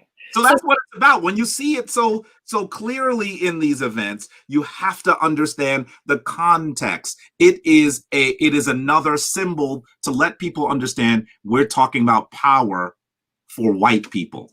That's what it is. Yeah. I saw them when I was at Cornell. Cornell is in upstate New York. It is not in the South. If you got in your car and drove, you would drive for a very long time, almost a full day to get to the South. But when I was at Cornell, we would see Confederate flags in windows in dormitories. You have to understand that those people are using it, are trying to use coded, not well coded, but coded that says this is about white power. And there are a lot of other symbols now. I mean, there's a fascinating article in the New York Times that goes through some of the symbols we see in the rally so that you can understand what they're saying. The OK sign has become one of those symbols. Because some people believe that I'm not going to even make it on this call. You know what the OK sign looks like. Some people think it looks like WP, white people. Never thought about that. You can see the U.S. flag with the 3 on it. These are symbols of the right, symbols of white supremacists. And I liked how Dr. Battalora tried to make the distinction between white supremacy and white privilege. Because and saying very clearly that white privilege is based on white supremacy. See, white supremacy is one of those things that white privilege is one of those things that people say, well, you know, it's white privilege. I didn't even know that I had white privilege. They don't know they have white privilege. And when you say white supremacy, now you're talking about the hard edge, the sharp end of the sword that is willing in many ways to engage in violence. That's the reason why people don't recognize that white supremacy is repackaged, that white privilege is what repackaged white supremacy. Yeah. That people who are not trying to kill anybody still benefit from white supremacy. And so the distinction, when you connect them, is powerful. Yeah. It's powerful. And I think that she's doing good work with regard to explaining this story in a way that people will understand. Yeah. So, you know, one of the things I think you talked about it earlier about the Reconstruction period. So how does the post-Reconstruction period after the Civil War relate to our current situation today? I think that there isn't a Black person in the United States that shouldn't be schooled on the Reconstruction era. Come on. And I live in Harlem. We live in the middle of the hood. The New York City housing projects are right across the street. If I went outside and I said, what do you think about the Reconstruction era? How would you compare it to today? Most people would say the recon what? Most people do not know what the Reconstruction era is. And we ought to. So, you know that there's that period that is called the antebellum period. You'll hear the term antebellum and may not know what that is. That's before the Civil War. Then, of course, there's the Civil War, right? Which I would rather call the War for Freedom, right? And then you have this period where, in order to set a different course for the United States after the Civil War, there is a period of about 12 years, just 12 years, where the folks in the North, the Union, the folks that used to be part of the Union, along with Lincoln and others, were saying, well, we have to do something different in order to have a nation that is unified. And part of what we're going to do is we're going to make sure that the formerly enslaved are actually citizens of the United States. This is where we see the 13th, 14th, and 15th Amendment. Okay. This is what occurs. This is what leads the end of the Civil War until about 1877 is what is called the Reconstruction era. So the United States is being reconstructed. And many things occurred during this period that are powerful for Black folks. Do you have any idea how many Black people were elected officials during that period? Do you have any idea how many Black businesses occurred? Do you have any idea the sorts of strivings of Black people? I think the literacy rate for Black people during the Civil War and before, during enslavement, was somewhere between 5 and 7%. In about 20 years, it jumps to 70%. Wow. Black people are doing incredible things during this period. And just as Africans are, sometimes it frustrates me. You know how Africans don't usually just fight for themselves, they fight for everybody? Sometimes it frustrates me, right? Yeah, me too. It frustrates me. But that's who we are. Right? We don't have time for nobody else right now. We are. If you look at history, you'll see that's who we are, because we actually have a moral guide that is very different than many other people's. Absolutely. So some of you might know that women, particularly white women, don't get the right to vote until the 1920s. Well, if you look at the Reconstruction era, several of the state legislatures, which were now heavily populated by Black people, were trying to give women the right to vote. These legislatures had created, along with this group called the Freedmen's Bureau, which was put together by the United States to try to assist these recently enslaved, these formerly enslaved Africans who destroyed their chains. They create the public school system. Now, I know we have lots of critiques of the public school system. I have them. I levy them all day, every day. But recognize the public school system is a comprehensive system of education for children in the entire country. So the United States has some laws that say, if you are a child, you have to go to school for this many years. So that even though we critique what they're learning, before that, there was no integrated, you could critique what they're learning, but before Black folks began to have a role in government, there was no system. Wow. Some children would grow up and be like, well, I guess you can't go to school because you don't have any money. Oh, well, get in the field. I'm not I didn't know. I didn't know that. The school system comes from this period when Black folks were no longer enslaved. Many of the HBCUs, the historically Black colleges and universities, come from that period as well. So many things that occur in the Reconstruction era are instructive of where we are trying to go. Because the Reconstruction era, this period of resurgence where Black people are really trying to actually speak for themselves, do for themselves, and have control of their community, it ends with what I mentioned earlier, the Hayes-Tilden Compromise, when the Democrats and Republicans make an agreement to betray Black people. At that time, the Republican Party was the party that most Black people were in. It was the party that was created and generally against enslavement. One of the founders of the Republican Party was Abraham Lincoln. We don't have time to talk a lot about Abraham Lincoln, but know that his record is mixed. It's mixed. It's not exactly, he's not like a savior of Black people. His record is mixed. But know that most Black people were Republican. And in 1877, the Republicans and the Democrats said, you know what? We'll allow the Republican guy who does, we can't prove which presidential candidate had enough votes to become president. Let's make an agreement. So the Democrats say, you know what? We'll give you the presidency if you agree to remove the troops from the South. And removing the troops from the South means that now white people can absolutely attack, murder, rape, kill Black people with reckless abandon. This is the period where we see Jim Crow laws. This is the period where we see large number of lynchings. This is the period where Black people begin to realize, you know what, I can't stay here anymore. I'm going to move en masse to other parts of the country. The period that we then call the Great Migration. This is what causes it. The betrayal of Black people by the Republican Party go and make an agreement with the Democratic Party. By the way, I know, Felicia, you and I are New Yorkers. Yes, Harlem. I'm going to say something to you. The person on the Democratic side that made that agreement was Samuel J. Tilden, who was the former governor of New York. Wow. A lot of stuff that Black people are involved in are named after Samuel J. Tilden. If we knew who he was, we would have removed that name a long time ago. Absolutely. A long time ago. We would have just removed it. What?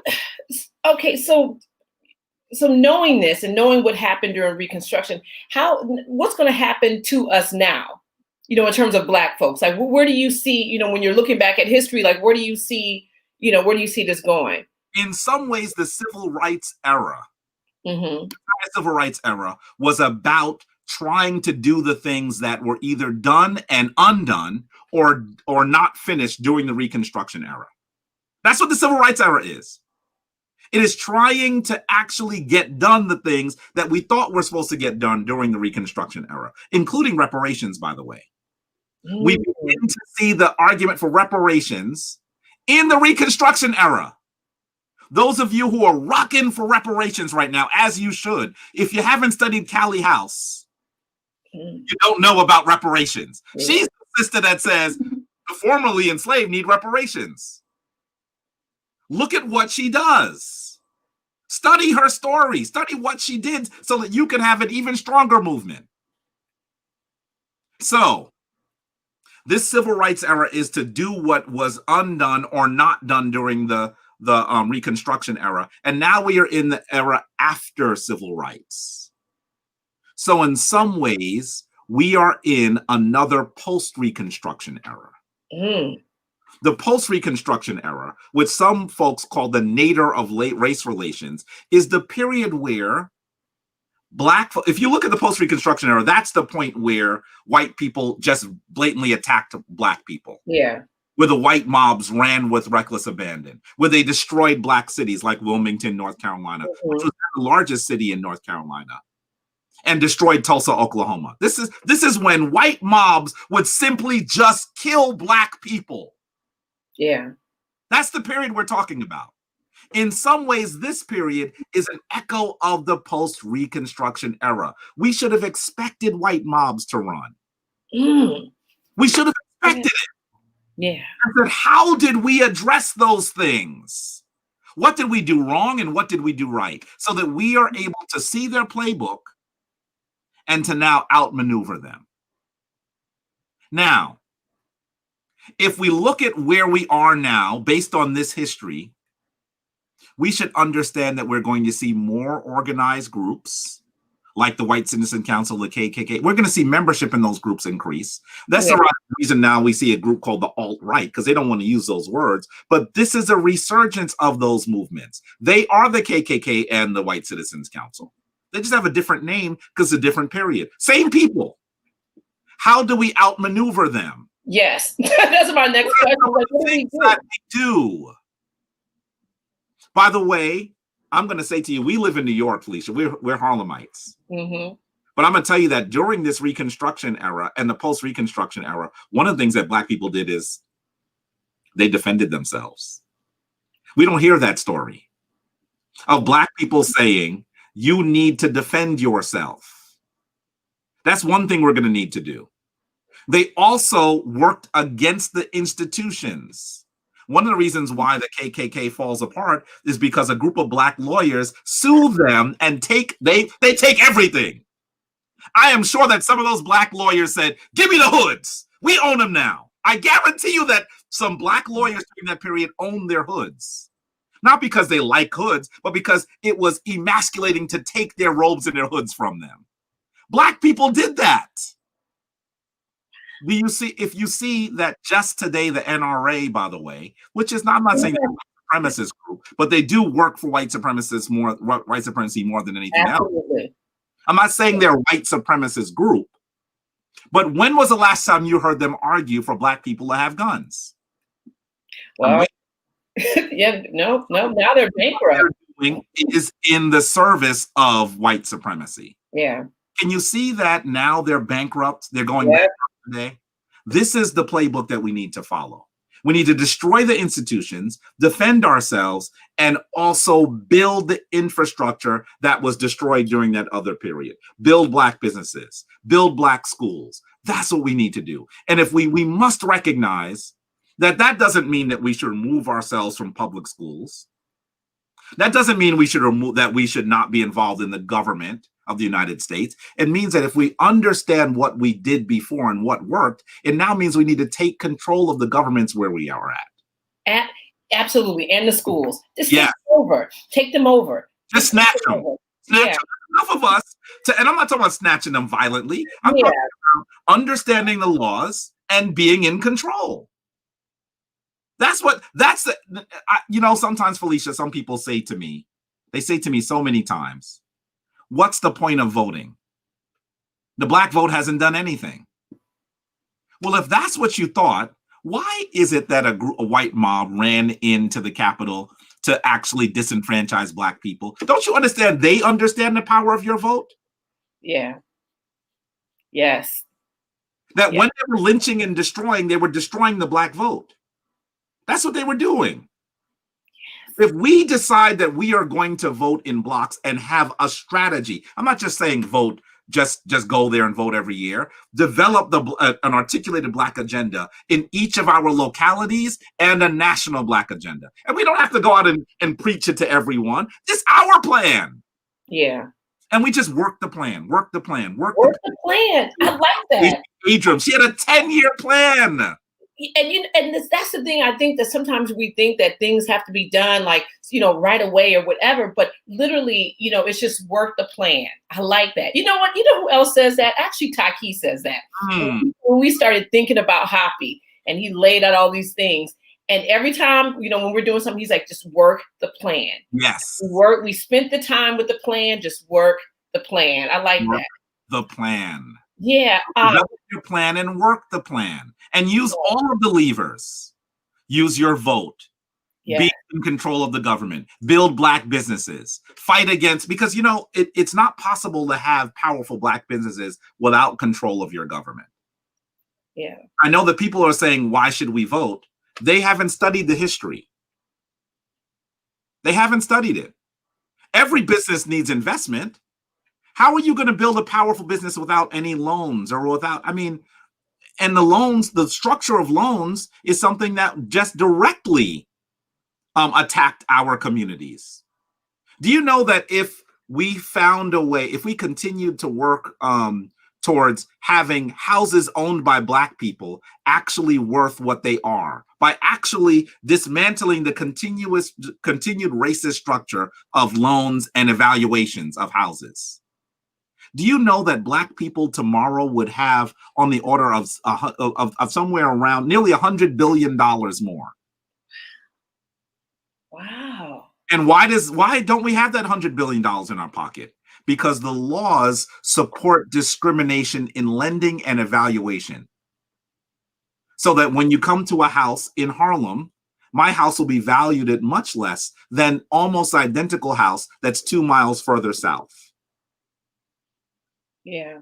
This is racism in lending, racism in law, and we have to make sure that we're destroying that as well.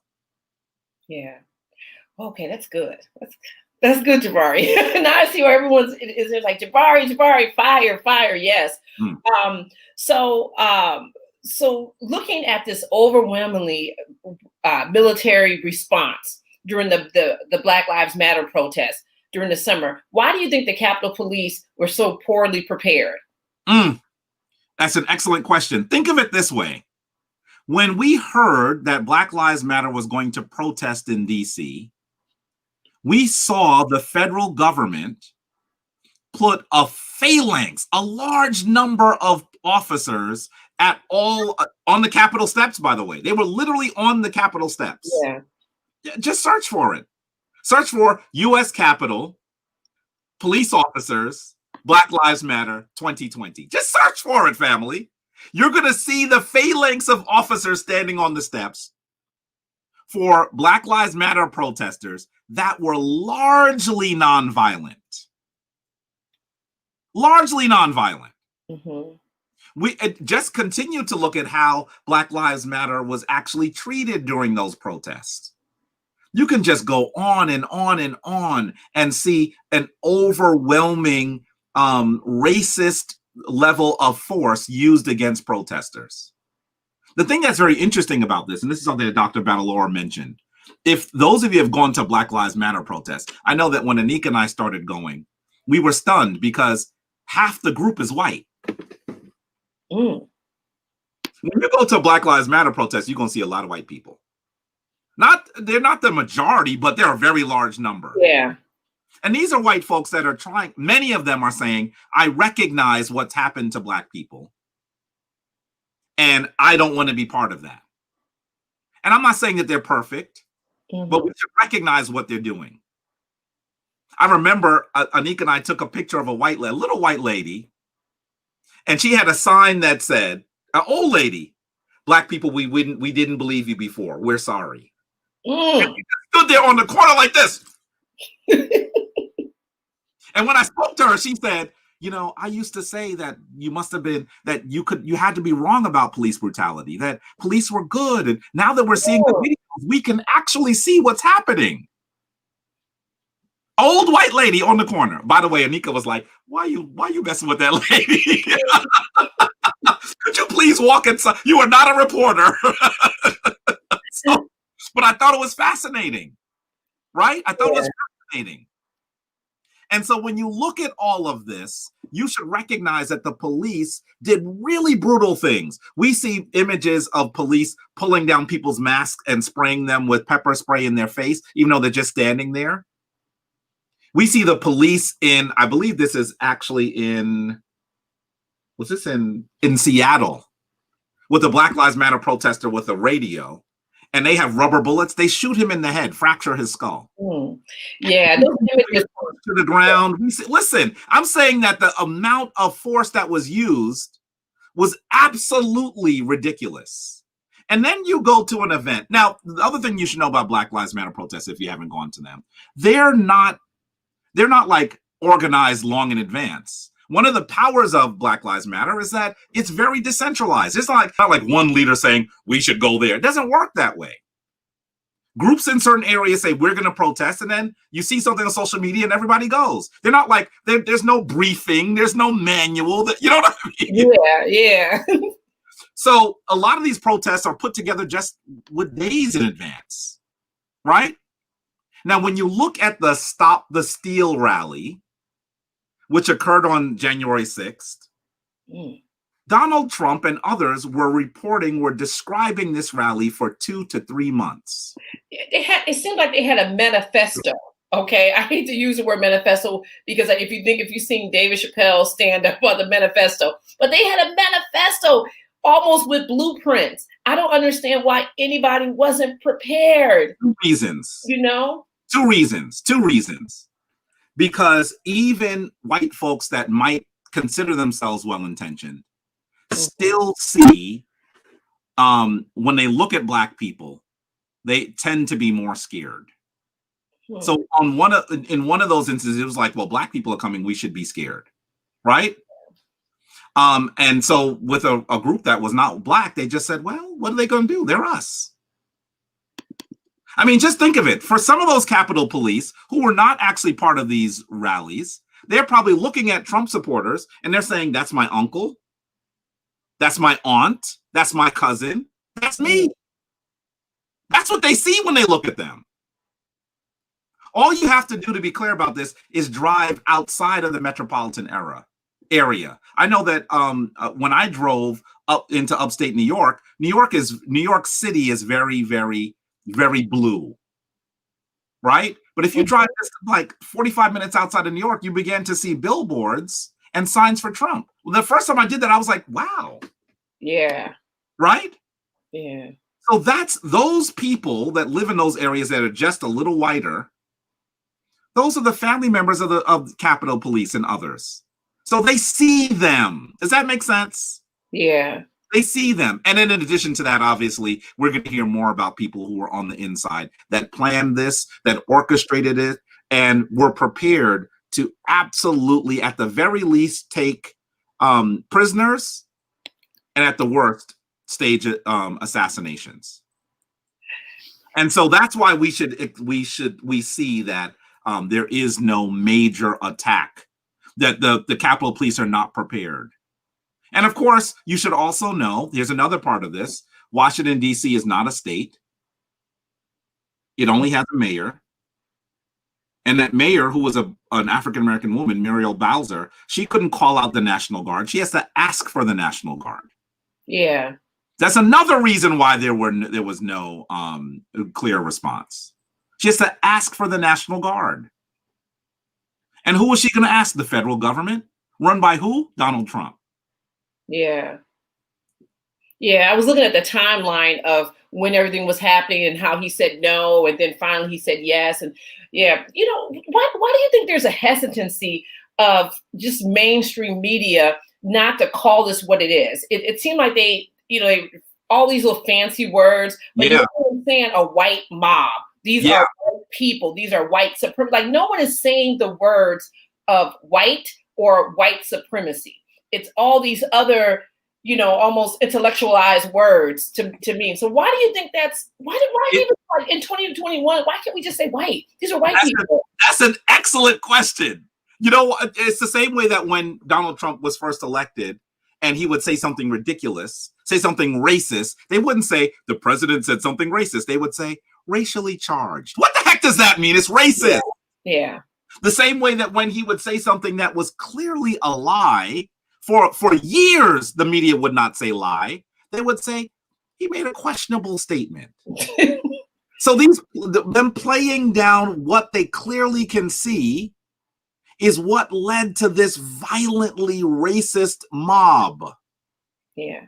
And I think that clearly part of it is because all of these folks that control these media sources, even when they're well-intentioned, even if they consider themselves progressive, they still know people who are in those movements. That's their uncle, that's their aunt, that's their cousin, so they actually, even if they disagree with them, they see them more, they understand them more than they understand Black folks who have been struggling, who have toiling, who built this country and destroyed our chains and are simply asking, simply demanding, simply fighting for what should be ours. Black folks are not saying we should control the country and rule over white people. Nobody says that. No. We just say we want to be able to live in our neighborhoods, be in control of Black businesses, and actually control the things that represent us. Without getting killed, without being attacked on a daily basis. This is the simplest pattern, the simplest plaint request of a nation that is supposed to represent us. Yeah. We're not trying to be, sometimes people, now I'm going to tell you something interesting. They will call groups like the Nation of Islam Black supremacist easily. Yeah. Easily. The Nation of Islam is not advocating Black supremacy. Absolutely not. No, they have not. They might say Black people have done amazing things around the world. If you have studied history, you know that already. You're here because of our history. It's a fact. Yeah.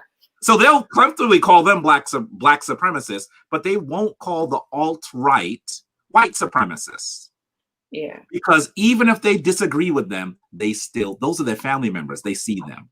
Yeah, and I thought that it was really interesting that when we were even looking at the images when the white woman was shot and killed, that they refused to show that. But then I think about all the Black bodies that I like. Anytime I see it on the news or the paper, I actually don't look because I don't want that in my psyche. I don't want to see that, and how they freely to show it. Sometimes they may say we're about to show you something violent, but a lot of times they don't. They just show it. And the fact that they were holding this white woman and not, just showing her being shot and killed, you had to see it other places. I thought that was interesting. I mean, January 6th was just a way for us to really, if you didn't know what was going on, for you to see it in real time. Like just how they view us, how we view ourselves. It's so many lessons in this. Absolutely. And the position of white women in these white racist activities has always been it's part and parcel of it, right? So when Black people get attacked, it's often because a Black man did something to a white woman. Now, obviously, whenever there is an analysis of what really happened, a factual analysis, it just didn't happen, right? When they went and destroyed Wilmington, North Carolina, please study Wilmington, North Carolina family. We need to know what happened there. Many of you are familiar with Tulsa, Oklahoma. Yeah. But you have to know what happened in Wilmington, North Carolina, which was at that point the largest city in North Carolina. When you look at Wilmington, North Carolina, the way that they revved up this white mob is they said that Black men were attacking white women. And it was absolutely false.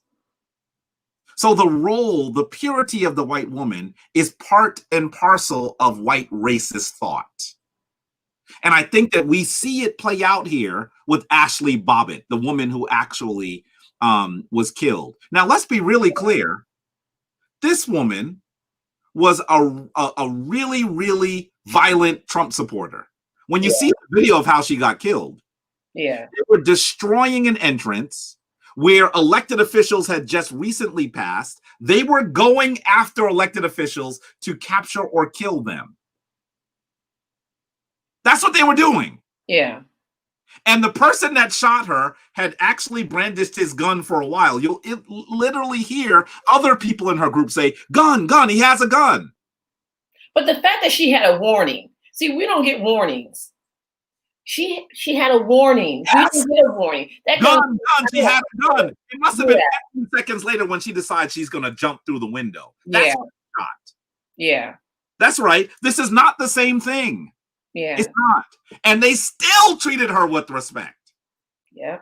Even though she was part of a party that was looking to murder elected officials in the capital of the United States. By the way, the images of her later that were shown were of her smiling. You know how they go through our Facebook pages. Yeah, she had some rants when a black person gets killed, right? Yeah, but she had some rants in the car when she was driving there and getting Kamala and this and that. I was like, wow. That didn't come out until later. Yeah. Why? Because they were protecting the purity of a white woman. Yeah. Even the white woman they were helping down the steps. Yeah. I was like, is this Princess Diana? Like, what's going on here? Yeah, it was very even in sources that you would expect would have covered it from a different angle, they still were very cautious about how they were representing this. And I'm going to tell you, watching MSNBC, we saw Ashley Bobbitt live. There was a point where I was watching MSNBC and we see her getting carried away on a gurney. And she looked messed up. I remember saying to Anika, that woman, she looked like she could die. She was covered in blood. And she had an oxygen tube. She did not look good. That was Ashley Bobbitt. Oh, wow. I remember MSNBC saying, wait, that woman looks seriously injured. What's happening there? And there was no answer right away, of course. That was Ashley Bobbitt being taken to an ambulance. They didn't follow the ambulance. Mm-hmm. You didn't see lengthy footage of her being carried away in such horrible condition to the ambulance. Let's just jump back to the image of Mike Brown laying in the street after being murdered by the police for hours. There's so many images we can jump back to. Mike had to fight to cover his body. This is about the purity of the white woman and, let's dare say it, white supremacy, even in the coverage of these actions. Yeah.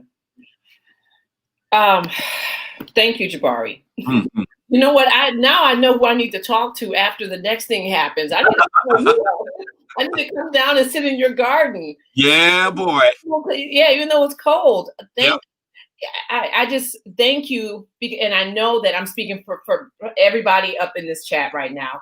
That thank you for just helping us to just process this and to give it some context. And I like what I really appreciate what you were, what you said was the whole thing about the playbook and knowing what the next move is and giving us some clear things of what we have to do. So I really appreciate you, coming on and breaking this down for us. Thank you. Mm-hmm. You are absolutely welcome. And all I can say to you folks is, please make sure that you are joining the HAPI movement. Yes. We should have more people in each of these rooms. It is incumbent upon you.